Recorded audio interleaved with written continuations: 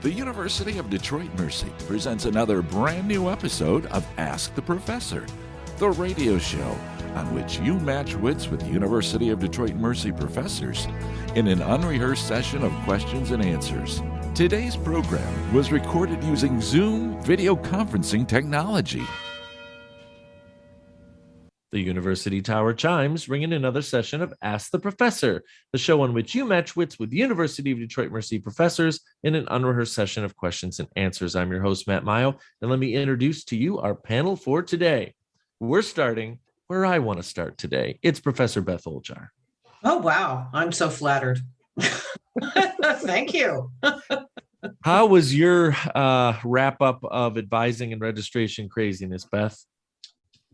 I don't have any advisees at the moment. Okay. So actually I feel like, and every time I think I should come over and volunteer to help you guys out because I know how overloaded you are, but no, so easy enough. It's the way of the world. But your courses are hearty and hail for the winter 22 semester. Yeah, and it's just the first week of registration, so I'm very pleased about that. Yeah, absolutely. It's good news. And you're going to be doing symbolic logic and what else next term?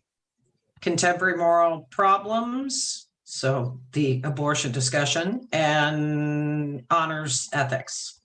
Nice. Well, that's going to be a nice touchstone there. That's great.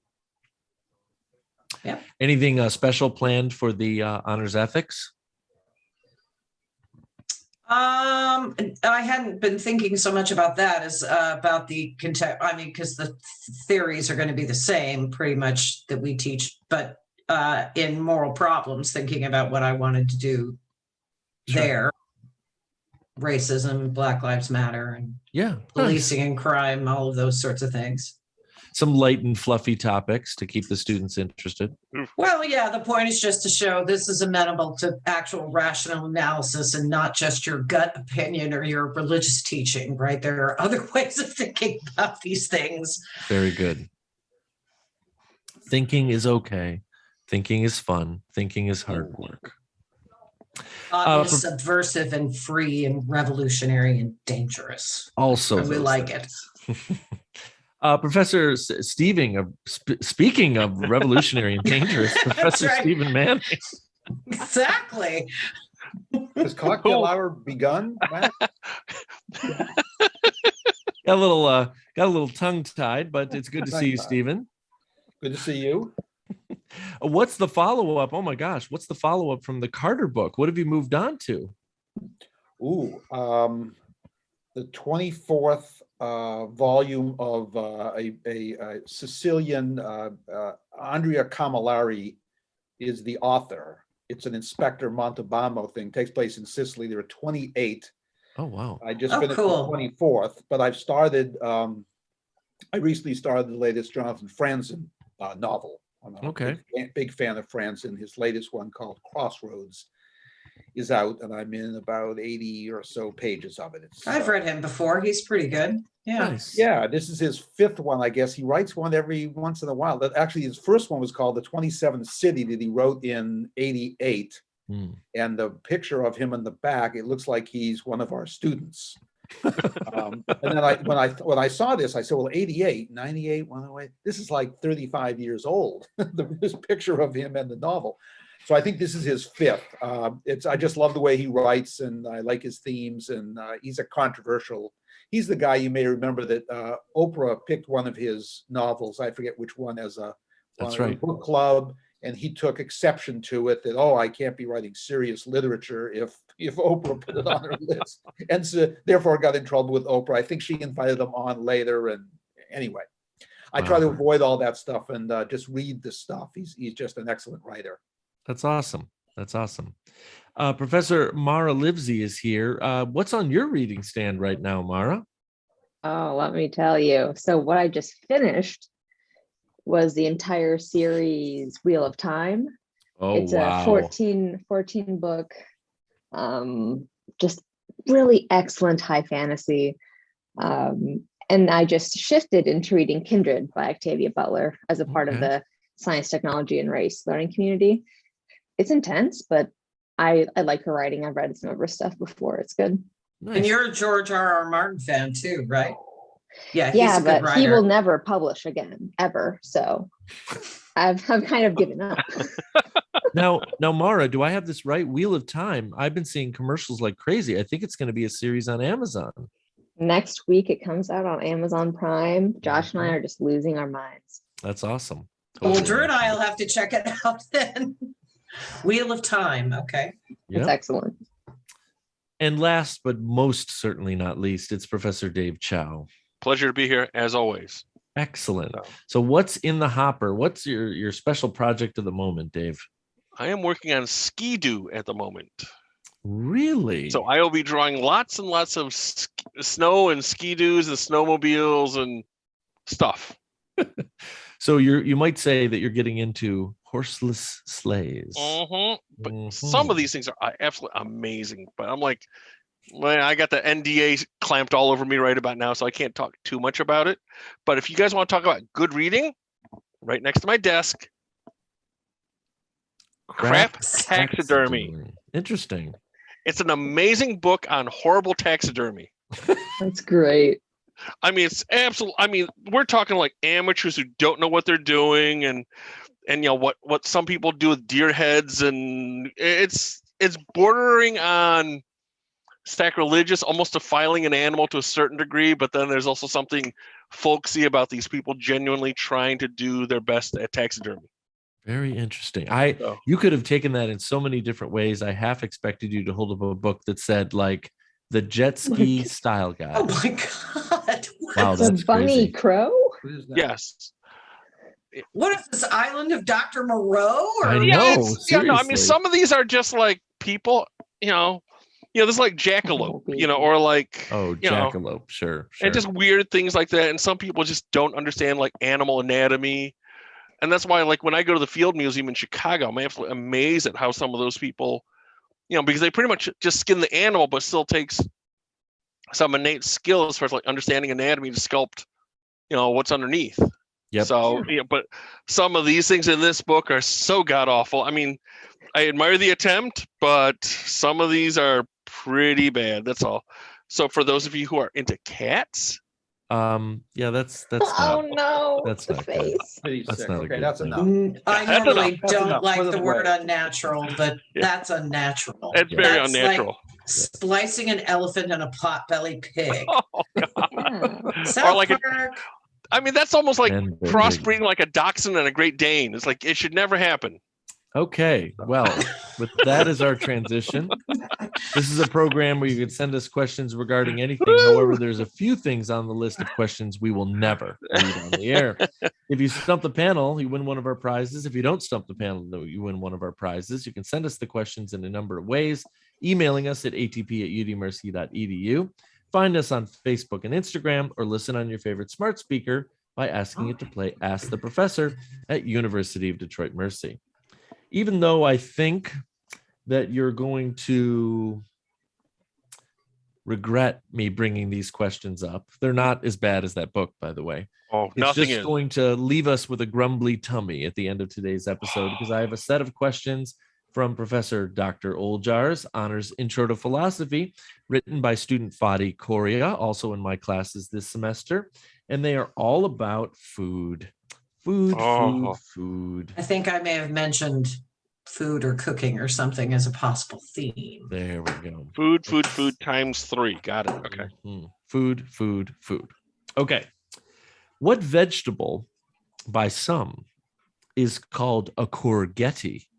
We don't call it Zucchini. that. Yeah, it's a Zucchini. zucchini. Nice. Courgette. Courgette. That's how you, yeah. Mhm. That's what the French. British call it. That's what the Brits call it. Okay. But they got- call a fillet a fillet, which Yeah. is really kind of annoying. So You know what? We need Prasad here right about now to just kind of like keep us in check with some of these things. Like a he biscuit. asked Dave. He asked Dave at an MFA meeting if he could have one of his biscuits, and Dave said, "They're called cookies. How long have you been in this country?" Well, I thought we were going to go down the aubergine route there, or the hardcore vert. Like that really blew my mind. I'm like, we can just say green bean. We're good. Like No, but haricot vert are actually a specific kind of they are green beans, and they're wonderful. Yeah, they're very good. Very good. Yummy. What is the shape of the pasta that goes by the name ciocchioli? Is it a shell? It's a shell. Yeah, it is a shell. That's on fire. Woo! Never That was a heard of guess. Shell pasta. We had the ones that are shaped like tiny waterfalls last night. Aside from the fact that each individual one is like the size of a human hand, absolutely delicious. These questions do come from Beth's student. I mean, True. What was the original manufacturer of the Pringles potato chip in 1969? I believe this is more of a, I don't even know how to put it, like a drug company or a health company these days. Johnson & Johnson. It's a good guess. Procter and Gamble. It's Procter and Gamble, Stephen. Yeah, Yeah. Procter and Gamble, P&G. Wow. I just remember as a little kid, every time my parents got Pringles, I go, "Hey, did you guys buy tennis balls again?" Yeah, I know. It's that lovely packaging. So Something about sticking your arm in that greasy tube. And then I don't know if you guys ever heard, but the gentleman that invented Pringles, after he died, he actually, his family put his ashes into one of those tubes and launched it into space. I think it was. Oh, that's right. That's right. So there's something slightly creepy and morbid about that, but Is he the fun. same guy who wrote that animal book, the taxidermy book? Probably. Sorry, Stephen. I know I just ruined your dinner plans for tonight after looking at those pictures. Right? I'm sorry. We're not very suspicious of you, Dave, actually. Hey, profs, what's the biggest supermarket chain by number of stores in the U.S.? Kroger? It's Kroger. Yeah, it's kind of sad, but all modern capitalism gets us to 2 or 3 survivors, right? And then after that, there's usually only 1 or 2. And Kroger is what it is. What can I say? Cincinnati, Ohio's very own. They're not in the West, so. That's true. That's true. Mm-hmm. We have other chains. There's a very, very common cut of steak that sometimes goes by the shell steak cut, but is more commonly known as what? Top sirloin, New York strip, Flank, sirloin, T-bone, tube steak. I've heard like everything. a shell steak. filet. Shell steak. You know what it says here? It's the Kansas City strip is what it Oh, is. okay. That's a shell steak. Yeah. 2 mentions of shells in the same question set. Things are getting off the rails already. What is meant by the term al dente when you're cooking in Italian? Not the quite tooth. cooked all the way. Yeah, That's right. toothsome. To the tooth. Sticks to the walls just right. Exactly. The perfect texture of cooked pasta that everybody waits until they taste that texture when they should take it out right before that, and then it will finish cooking. That's all I'm going to say. That's about as snotty as I get when it comes to cooking. In cooking, what is it called when you cut herbs or vegetables into very fine strips? Chippendale. Chiffonade. But I'll take Chippendale with partial credit. Chippendale. Myron, that- that was closest we've had to a dance question in ages, hasn't it? Oh, I mean, absolutely. oh no, Chippendale dancers, furniture. I don't know. Yeah. Good thing to do with basil. You stack the leaves on top of each other and kind of roll them into a cigar shape and then slice them. Smoke it. Oh, I'm sorry. Oh, That's the kind of speaking of the other side of my cooking abilities, the kind of motor control I definitely don't have. When I see people doing that to like basil, I'm like, no way, man. Like I can't handle that. Yeah. That's why you buy a mandolin and then it does it for you. Yes. And then you possibly, while your wife is 8 months pregnant with your second son, watch her chop off the top of one of her fingers and have to take her to the ER. Yes. Or that. Those mandolin, that's deadly, man. Like you can have a gun in your house, it would be safer than those things. Holy crap, those things are scary. What? You guys don't have a mandolin? You don't have a mandolin safe at the Mayo household? But I wouldn't use one to slice basil. I mean, potatoes. This is true. Not basil, not basil. Never basil. I think it was something else. I think it was like a potato or something. But yeah, that's a very well known meme in the Mayo family. As I finally come home, fairly calmed down from the ER, and I'm like, who's gonna clean up this bloody kitchen? Like I said, you need a mandolin safe. That's all in the new house. It's a big deal because I know, honestly, it was one of the first conversations, no joke, that Beth and I had when we first met, because we were doing Ask the Professor, and there was something about women having a higher pain threshold than men. And then when you're pregnant, it's a totally different ballgame. And the whole deal was that Leslie was bleeding all over the place before she even saw she had cut herself, and it just didn't register as pain in the same way that it would have. So wow. Super. If your knife is very sharp or the blade is very sharp, that's what will happen. Yeah. Oh yeah.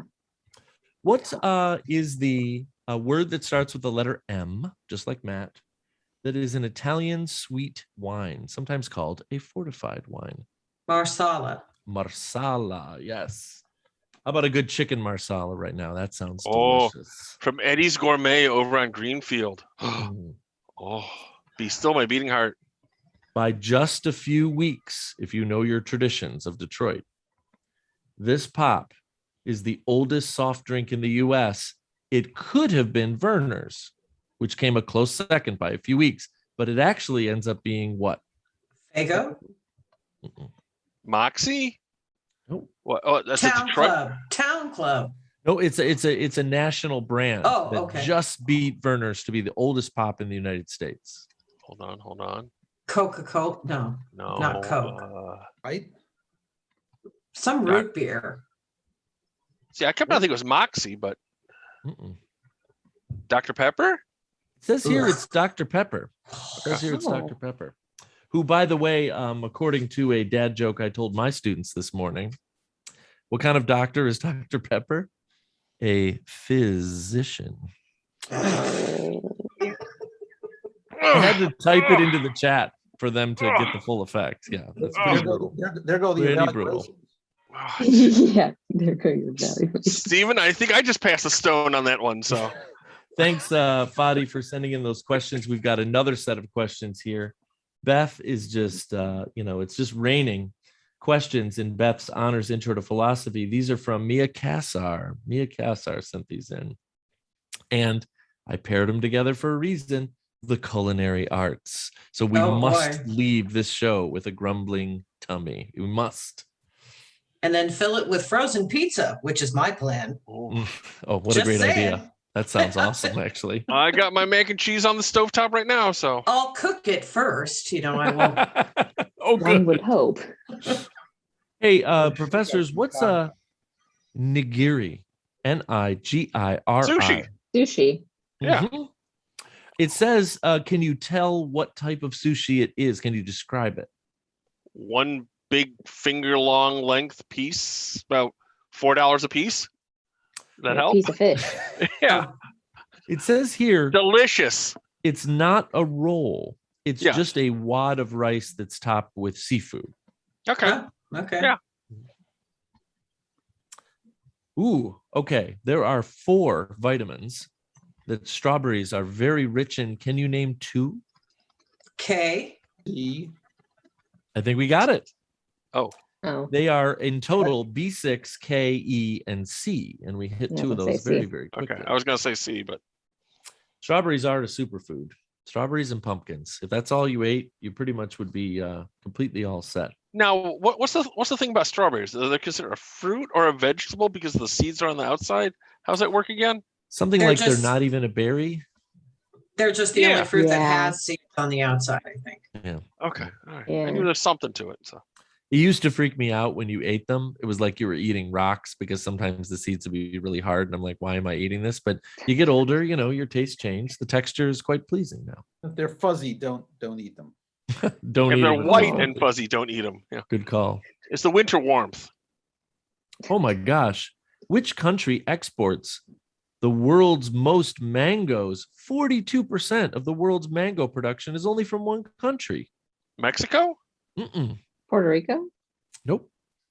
Mexico. It's either somewhere in Africa or somewhere in the Thailand? Pacific. Getting closer with Thailand. Oh, the Philippines. Indonesia, It's not Greenland. Malaysia, Vietnam? India. It's India. Yeah, it's Oh, India. India. 42% getting of the toward the world's right mango continent. production. See, we just have to thank Mara for getting us geographically close. That's all, because the rest of us, we're going South America and all over God's green earth. So I'm just going to come out and say it. I just got don't- on the phone here. That's how I knew. oh, okay. I could take or leave mangoes. I don't know what to tell you. Like, there are certain fruits that I dislike and certain fruits that I love. And I've eaten dried mango and fresh mango, and it doesn't do anything for me. I don't know what it is. Oh, Do you like peaches? fresh mango. I love peaches. It's kind of But weird. not huh? mango. I know, isn't that weird? Interesting. Huh. Yeah, that's They're very okay. close. Yeah, they're really close. What two ingredients, profs, are used to make meringue? Rang. Egg whites and sugar. Egg sugar. whites. And... Egg whites and sugar. You got it. Stiff We peaks. watch the British baking show. We know all of this sort of thing. Come Absolutely. on, easy. Absolutely. Can you make a meringue without egg whites in less than 5 minutes? No, that's not the next question. No. It's called shaving cream at that point. Right. Mhm. Oh my gosh. What's the name of the most popular dessert in Turkey, often topped with chopped nuts? Baklava? Baklava is what it says here. Yes. Little phyllo dough, Oh, little honey, and rose water for kicks. oh, geez, that sounds good. Sounds really good. Mhm. What type of pasta translates from Italian as the little worms? Where's Dan Maggio when we need him? I don't know. Like bucatini? Like Those are orzo? tubes. Oh, orzo. Worms. So it's going to be something twisted, right? Or maybe worms, maybe not. Fusilli? Oh, there you go. That's a good one. No? No, it's not. Fusilli is like the, oh gosh, I'm going to get it wrong. Twisted It's like one, the right? staircases. Oh. That's something different. Little It's worms. the one that starts with the letter V as in vest. Vermicelli? Vermicelli. Ah, yes, that's Oh. right. Little worms. I mean, there's Man. only so many like long, squiggly, tube-like things you can name pasta after. There's so many. We got the tongues, we got the worms, we got everything. Matt, I mean, come on. Yeah, the Italians had to take it from the Chinese and had to give it all these different shapes. What was wrong with just ramen? Yep. It was so much Absolutely easier. nothing. It was I so much love easier. ramen. Me too. Oh, It I has so much salt in it that I shouldn't eat, and sometimes I just don't care. actually, Sometimes Beth, you just don't Exactly. care. before the end of the show, I will give you I'll talk to you about there's a new ramen place that I found on the West Coast that makes I think more protein than a steak Oh my gosh. in ramen. So Oh, that's impressive. yeah, Professors, what am I describing? Due to its relatively low levels of moisture and very high levels of acidity, bacteria and pretty much all microorganisms have a very hard time making a permanent home out of this food that's said to never spoil. honey. Honey. Honey. I didn't know it was absolutely. acidic though. It's pretty acidic. Is it? Pretty acidic. Yep. Okay. They need water to be able to make more of themselves, and when they get stuck in the goo, that's pretty much it at that point. Oh. So, I don't know if this is the best way for us to end this question set. Mia, thank you very much for These are sending them awesome. in, but pretty funny stuff. Do you know where they got the name for spam? It actually is a portmanteau, but of what two words? Shoulder Ham. process. Yeah. It's shoulder spiced ham. Spiced ham Spiced is ham. what it is. Nice. Yeah, that's exactly right. I'll have your spam, dear. I love It's an Asian delicacy. Don't I mean seriously, Oh my it's like gosh. It's delicious, actually. it is. I gotta say, I've never not enjoyed spam. That is for dang. Okay, dang now sure. do you folks grill it or not? You can. Yes. Grilled spam is good. I don't do Mhm. anything with it. Grill it. I don't even open the can. I've Oh. never had it. Damn. Ew. Beth, when you were in Washington, do you remember a place called Ruby Montana's? is a novelty store out there? I know one called Archie McPhee's. Okay. Anyway, That's- back in the late 80s, I was out there hiking and there was actually a spam carving contest. I came in third. So Nice. All two right, cans of Crops. spam and one sharp knife. So, sorry. We have another set of student questions. Uh-oh. And I think it's probably best that we go. It's a little bit all over the map. I thought it'd be nice to cap off our show here today. We'll do this sort of lightning round style. See if we can get through all 10 in the time we have left here. We only have Gotcha. about 7 minutes left in the show. We'll see what we can do. What is the scientific name for the human jawbone? Mandible? Mandible. Mandible. Very well done. What color is on the color wheel complementary to orange? Purple. Purple? No. Orange is, hold on. Green. No, it Green. can't be purple. It has to be. Hail to the orange. Opposite orange Hail is to the Blue? Blue. Blue. Yes. Yeah. Blue. Yeah, sorry. Is our answer. I don't have my color wheel in front of me. What was the first product that the Nike company put on the market? Waffle, what was it, shoes? A running shoe. It was I'll a say running shoe. shoes. Yeah, Yeah, it was it a running seems shoe, sort of yeah. obvious, but that's true. Yeah, Yeah. it was a running shoe. Off of the waffle iron. On the periodic table, I don't know if Mara's going to sit out. Mara? Or not. What element is the symbol K? Potassium. good. Potassium. It's like that In should be Latin, too it is easy. calcium. Yes, that is correct. What is the lower region, the last few vertebrae of the spine, generally referred to as medically? Lower esophagus. Lumbar. Sacral. Oh, I sacral. think someone Yeah. said it. What did you say, Mara? Oh, I said lumbar. Lumbar is what it says. Oh, here. okay. Lumbar. That's Yep. above the sacral, but yes. Yep. Right. What is a 2, the number 2, to the 5th power? What value is that? Oh, 32. 32. Yeah, Oh, nice. Oh. He wants to do mental math. yeah. I was doing Mara. it on my fingers too. Yeah. You need more fingers and toes? I mean, good God. That was awesome. Oh, I am let's so see proud here. of myself that I got that. I can't believe it. Hey, I'll have to let Dan know. He's gonna be really proud of you. So I always envision if we're doing this sort of question set and like Jeff Boats or people like Dan are on the air, that even before I finish the question at 32, Yeah. yeah, next. Go on. I posted online that I was turning 47, and Jeff Boats posted, did Prime you number. know that 47 is the last prime before the sum of the primes becomes the number 666? or whatever? And I'm like, I do now. He's like, oh yeah, and happy birthday. Oh, that's so great. How about how tall is the average female living in the United States? 5'5". 5'7". Oh my gosh, Mara, 5'4". Yeah, 5'4". You said Wow. 5'5". 5'4". That's pretty solid. Short people. What year did the Disney movie Tangled, that's their take on Rapunzel, get released? Ooh, that's like 3-4 years ago. He's like 2014 or something. 2018. It's been a while. Don't know what to say. It Somebody. says here it's 2010. It was quite Oh. a while ago. 2010. Yeah, 2010. Well, no offense, Mm. they're cranking them out left and right, so it's Well, tough to that's tell. I just figure, you have that stuff memorized, Dave, Professors, how many bones are in the human wrist total? Technically, what, 2? It's more than that. What is it? 10. Getting closer. We'll give it one more shot.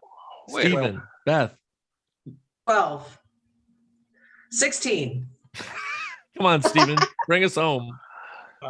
18. No, for a second I thought we were gonna hit it spot on. It's 8. 8 bones make up your Oh. wrist. 8 Okay, bones. because I'm Dang. thinking it's the radius and ulna and all the little doodads, Little right? bits and That's the pieces. Yeah, forearm. The Okay. radius of the ulnar and the forearm. right. So when does okay. This guy's like, I use these bones every day. I must know their names. These original parts. Let's end with something that is in Stephen's wheelhouse. He'll get it right off the top of his head. What was the year that Abraham Lincoln first got elected to office?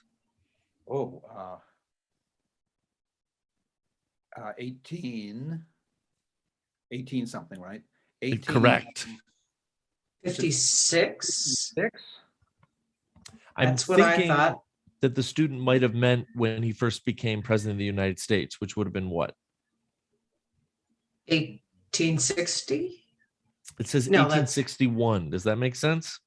Well, he was elected in 1860. He took office in 61, I think. Okay. Yeah. It's because of the weight, But he was a senator before. Right. Yeah. Like Barack Obama before him from the great state of Illinois. Right. Yep. Oh my gosh, professors, we just did 3 sets of student questions and you just knocked it all out of the park. But I'm afraid we're out of time. The time has come to say goodbye. Dave. See ya. Mara. Goodbye. Stephen. Bye. And Beth. I am very proud of my students. And now these words from University of Detroit Mercy. Ask the Professor is transcribed at the facilities of our houses, but we're still out of the Department of Communication Studies in the College of Liberal Arts and Education at University of Detroit Mercy. Ask the Professor is produced and technically directed by Michael Jason and Brian Masonville, and our executive producer is Professor Jason Roach. Until next week, I'm your host, Matt Mayo.